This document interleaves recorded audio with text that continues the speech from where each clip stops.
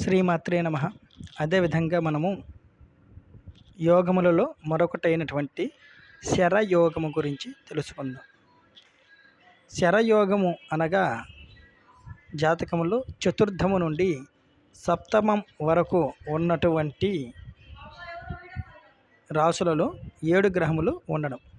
ఉదాహరణకి మనము కన్యా లగ్నము తీసుకుంటే అక్కడి నుండి 4వ స్థానము ధనస్సు అవుతుంది. ధనస్సు నుండి మీనం వరకు ఈ యొక్క 7 గ్రహములు ఉండాలి. ఇటువంటి యోగమును శరయోగము అని అంటారు.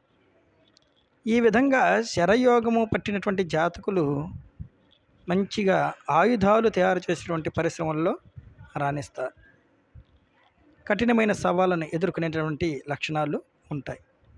మరి ఈనాడు చెప్పాలంటే ఇటువంటి యోగం పట్టినటువంటి వారిని మనము ఆయుధాలు తయారు చేసేటువంటి డ్రోన్లు అవ్వచ్చు, డిఆర్డిఓ అవ్వచ్చు, ఇటువంటి రక్షణ రంగ పరిశ్రమలకు సంబంధించిన వాటిలో వీరు ప్రయత్నాలు చేస్తే బాగా ఉంటుంది.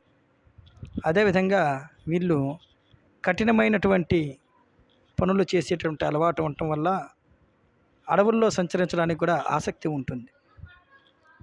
కాబట్టి వైల్డ్ ఫోటోగ్రఫీ పనిచేసేవాళ్ళు, అదేవిధంగా రక్షణ రంగానికి సంబంధించి కూడా వీరికి ఈ యొక్క యోగం అనేది బాగా ఉపయోగపడుతుంది. అటువంటి వృత్తులలో వీళ్ళు ప్రవేశించినట్లయితే రాణించడానికి అవకాశం అనేది ఉంది. అయితే వీరిలో కఠిన పరిస్థితులను ఎదుర్కొంటూ ఉంటారు కాబట్టి కొంత ఉన్మత్త, అదేవిధంగా క్రూర స్వభావం కూడా ఉండటానికి అవకాశం అనేది ఉంటుంది. ఈ విధంగా ఈ యొక్క జాతకులు ఈ యొక్క యోగాలు ఎందుకు తెలుసుకోవాలంటే మనకి సహజంగానే కొన్ని లక్షణాలు ఉంటాయి.